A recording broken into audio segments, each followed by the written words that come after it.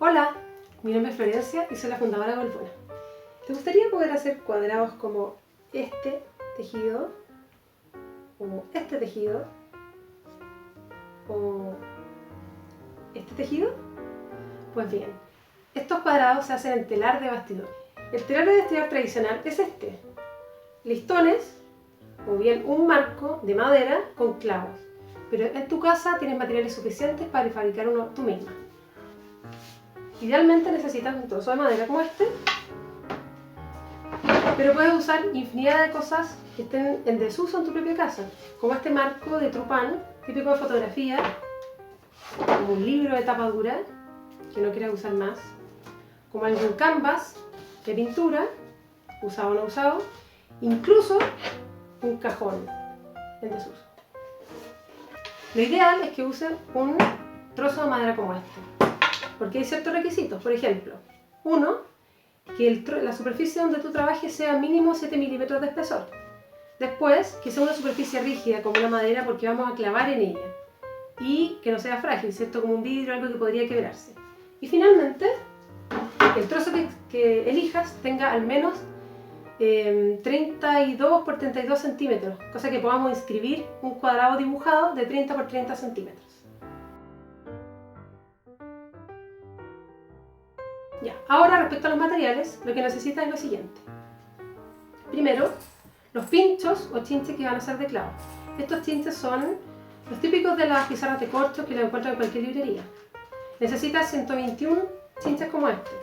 Luego, un masking tape o un scotch regular, tijeras, wincha de medir y también muy importante, un martillo tipo combo, porque necesitamos martillar suave. Si no tienes este tipo de martillo, puedes usar el típico de acero, pero cubrirlo con una tela de manera que no dañe los pines. Finalmente, para comenzar a hacer nuestro cuadrado y posteriormente nuestro telar, hice este archivo especialmente para que lo puedas imprimir en tu casa, recortar y unir como te mostraré a continuación.